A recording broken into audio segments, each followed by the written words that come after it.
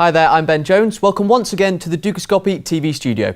Alongside me today to discuss some of the most influential economic news releases from this week is Neil Standen. Neil, thank you very much for coming in today. So if we can begin by looking at Japanese GDP, which has been released, it's dropped from 6.1% quite significantly to minus 6.8%. Can you discuss what have been the major contributing factors and whether you think this is the beginning of a negative trend for Japanese GDP? Hi, well, yeah, it's been a pretty serious figure. It's their worst GDP print in 3 years. But it's indicative, I think, of a lot of the news that's coming out at the moment, whether it be Japanese GDP, euro inflation, UK employment and US retail sales today. With the Japanese number, what we've seen is Prime Minister Abe has spent a great deal of time and fiscal stimulus trying to re-energise the currency, effectively devalue it, get some growth, export. But he's come to a bit of a halt with the national sales tax, so this is what's held this figure back. Imposed a national sales tax of 8% in April. Essentially, the Japanese have stopped spending. That's a problem for him given the fact that he has put that much stimulus into it. In saying that, Nikkei and yen today were reasonably untroubled by it all and didn't seem particularly concerned. Is it a trend? I'm not so sure. I don't know. But in October, all eyes will be on it again because there's an increase due on the sales tax from 8% to 10%. I think what could be worrying for them is in terms of sales tax globally, compared to developed countries around the world, it's a relatively low tax. Okay, now moving on to the UK, we had unemployment rate released today. It stayed at 6.4%. Now, when it was around the 6.8, 6.7% figure, many were saying that this is the natural rate of unemployment where it couldn't really go lower and be sustained. Do you think that it can maintain around 6.4% or do you think it could even go lower? Will we ever see sub 6%? I don't know. But I think one of the things that's come out of today's figure, it came in line.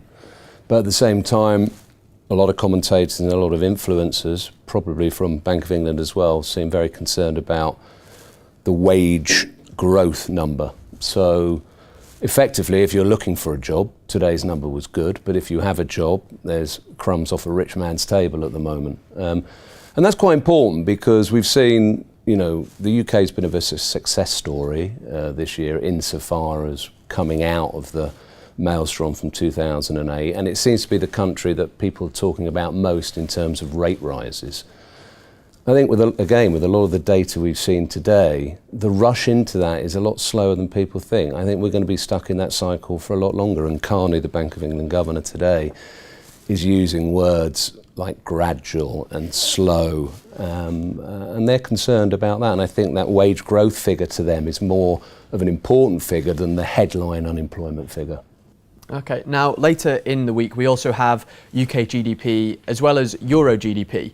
Now looking at them comparatively, obviously UK GDP is expected to be around 3.1%, whereas Euro GDP around 0.7%. Can you discuss the reasons for why there is such a contrast between them and how far away you think we are from these figures potentially balancing out? Well, I think quite clearly that the UK's had a lot more flexibility in how it's tackled its own problems as a standalone entity since the crisis. The Eurozone, unfortunately, is an amalgam of many countries and they don't have that flexibility. And their inflation now is an all-time low at 0.4%, expected to go lower, against a publicised figure of 2%. So I think from that point of view, that isn't going to change in the short term. We've seen Italy go back into recession. Spanish and German data coming out at the moment is not encouraging. And financial commentators and general readers, will be wondering, are they going to turn on the QE taps? Are they going to go ultra loose?